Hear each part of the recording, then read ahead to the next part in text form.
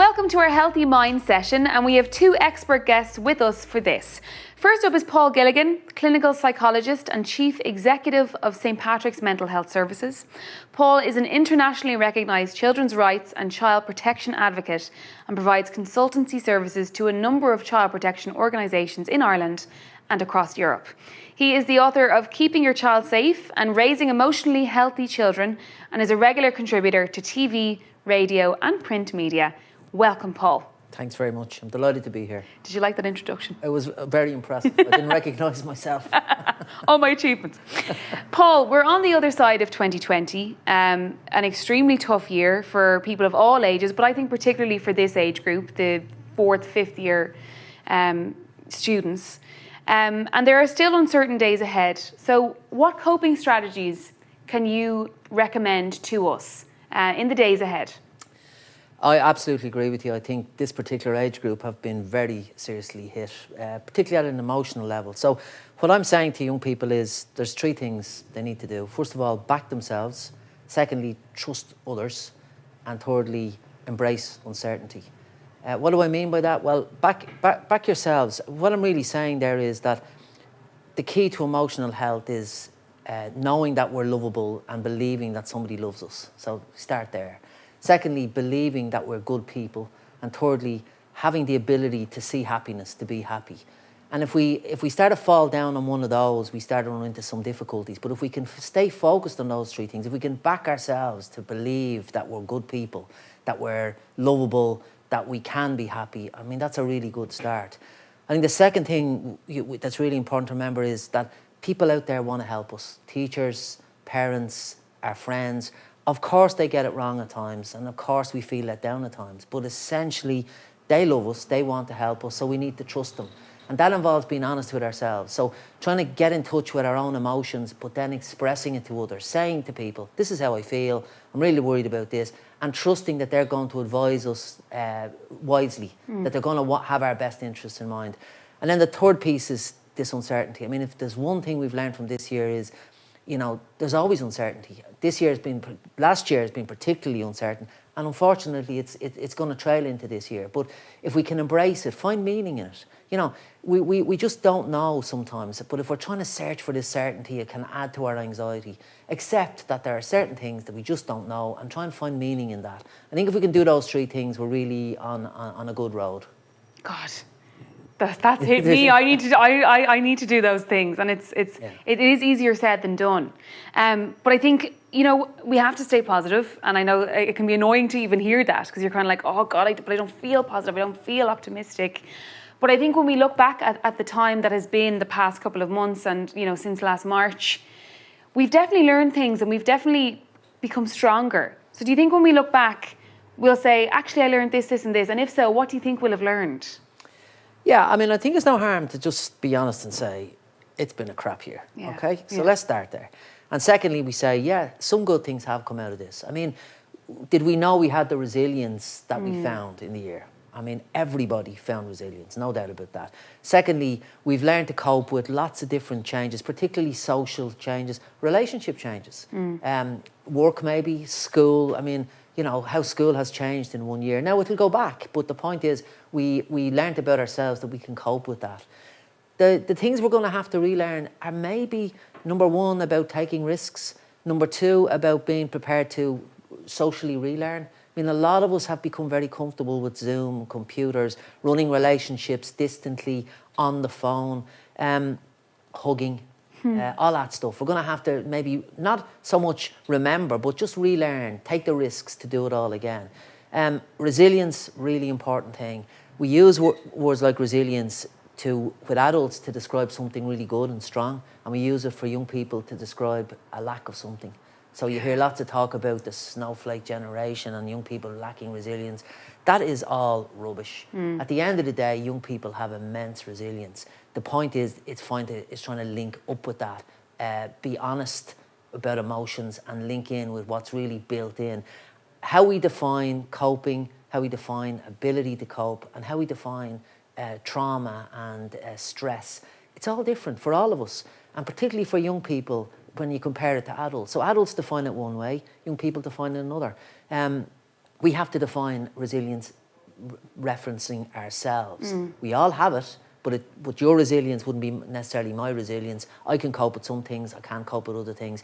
If we're honest about ourselves and honest about last year and what we're facing into this year, I think we will link in with that inner resilience and it will help us through. And the way you say, I can cope with certain, it's so important not to compare. Well, if you talk to an adult and say, what's the worst thing that's happened to you last year? Their description of their loss, and we've all experienced losses, would be very different from a young person's. So I have no right as an adult to say to a young person, listen, that isn't as relevant. Yeah. I ran into serious work difficulties. Well, that's my issue. How I coped with that is my resilience or not. For young people, it's really important we give them permission to see the traumas and losses they've experienced and also to define ability in their own way. And that might be stepping back for a while. It might be withdrawing for a while. So it's allowing them and giving them permission to define resilience as they see it. It's all relative. COVID-19 or not, we don't want to talk all about that. Yeah. In terms of mental health in general, do you believe, and I believe it has, but do you believe that the conversation around mental health has improved and that it's more prominent than it ever was? Yeah, there's no doubt about that. I'm ashamed to say we haven't actually researched young people's views on this. We've only researched adults' views. But adult views and research we've done over the period of 9 years. In the last 4 or 5 years, we've seen a major shift. So we've seen an improvement of about 9 to 10% on the parameters that look at awareness and acceptance. So in simple terms, people are becoming more accepting of those with mental health issues. There's also much more awareness. And we sort of feel that. Where we haven't improved, and in fact where there's been some deterioration, is in the belief that a person with mental health difficulty can live a fulfilling and fruitful life. So what is that really telling us? It's saying, look, on the information side, we're still weak. And that really matters when somebody declares to us that they have a mental health issue, because all those deep-seated stigmas arise. Now, that's in adults. What I'm very clear of anecdotally is, though, that young people have a much healthier attitude to mental health than adults have. They're also much more human rights based, and that's key. And, if you talk to a young person, they will believe that a person with a mental health difficulty can live a very good life. Whether they're able to sustain that belief when they go into the adult world is the big question. And so what I say to young people, I say a couple of things. There's lots of stigmas out there. People think that those with mental health difficulties simply can't cope. So you'll hear things like cop on and all the rest. They also sometimes think that people with mental health difficulties are different from others, which is not the case.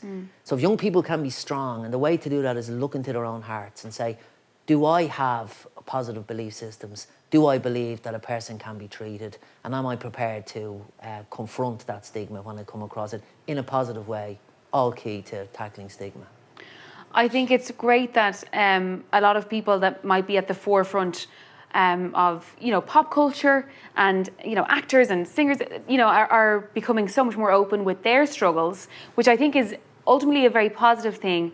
But sometimes I wonder, could young people then self-diagnose? You know what I mean? If they see a bit of themselves in someone who's a public figure who has come out and said, I have anxiety or I have depression, it's so important that people don't say, oh God, I have a bit of that, you know what I mean? That they don't diagnose themselves, that they actually talk to someone. Yeah, I mean, I think, look, if I remember being in school and somebody came in and talked about cancer. By the time they were finished, I was sure I had cancer. Yes, I had a headache, and all those things, and I thought, oh no. In one way, awareness raising is fantastic. Yes. In another way, we've got to balance out that stuff with our own cognitive ability to reflect on ourselves. I think very few young people will think they have a mental health issue, but I think sometimes they define an existing stressor or an existing difficulty as having mental health difficulty. So we have to be really careful about that. And that's where the next steps are important, to go talk to somebody, to check it out. And talking is so important because it's the worry that you carry around for the 3 or 4 months or the year or whatever, or the interpretation that you haven't checked out that's so important. So yeah, always checking it out, never dismissing your concerns, but on the other hand, not jumping to major conclusions until you feel there is reason to do that. You mentioned stigma around mental health there a few minutes ago. What are little actions we can take to call out stigmas? If we see them day to day, and if people maybe use language that maybe isn't so understanding, what are the tools that we can use?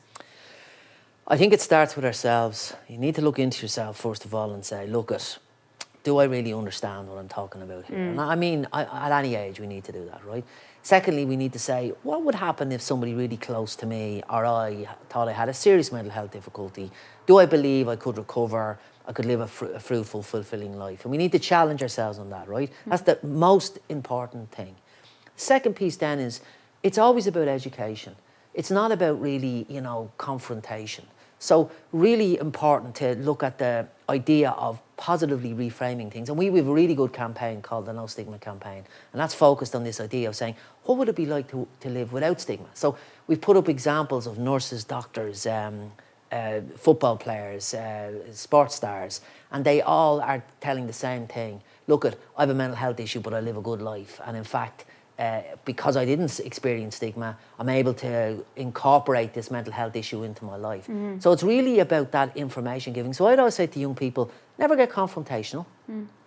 Do what you've done when it came to the environment. And I mean, I've been educated by young people about the environment. Me too. I was, completely unaware of environmental issues till my children started educating me.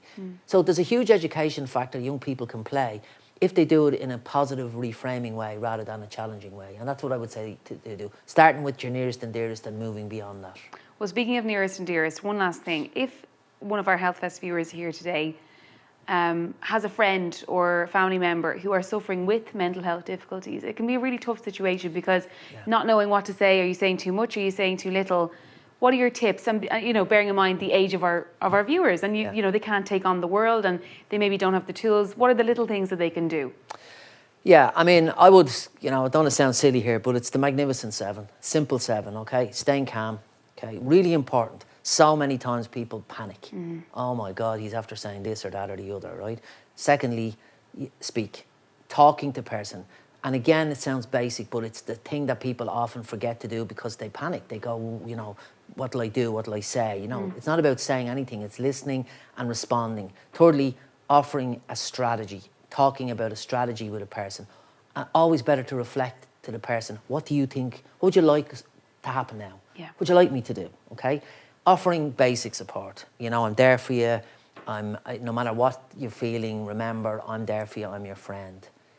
Then looking at specialist support. Do you need to go and talk to somebody? Do you need to talk to a teacher? Do you need to talk to a parent, an older brother or sister? Stamina, really important, okay? People feel sometimes with mental health issues, oh, John told me the mental health issue. I've given him some advice, but I don't know whether I really want to get back involved. Stay involved as a friend. And lastly, and most importantly, get support for yourself. Chat to other people. Don't be afraid to say, I'm a little bit worried about my friend. I'm worried that I'm told them the right thing. If you follow those steps, it's amazing. And people remember, even with really serious mental health difficulties, they have an emotional toolkit. They have things they can do that they've learned to do. Your job is really to remind them of that and get them in touch with that. And then they'll know what to do themselves. You're simply there to help them through that process. You can't give them the answers. You can't solve the problems. You can't be the therapist. You can provide them with support as a friend, etc. Well, Paul, look, so many nuggets of wisdom there that we can take away from the day, and thank you so much for that. I think after a tough year in particular, it's so important that we talk about these things, and that's been so helpful. So on behalf of our HealthFest viewers, thank you so much. Thank you, thank you. If anyone is struggling with any issues around bullying or with their mental health in any way, can we remind you that Walk in My Shoes offer a one-to-one support service and can be reached Monday to Friday from 9 to 5 on 01 249 3333 with an answering and callback facility.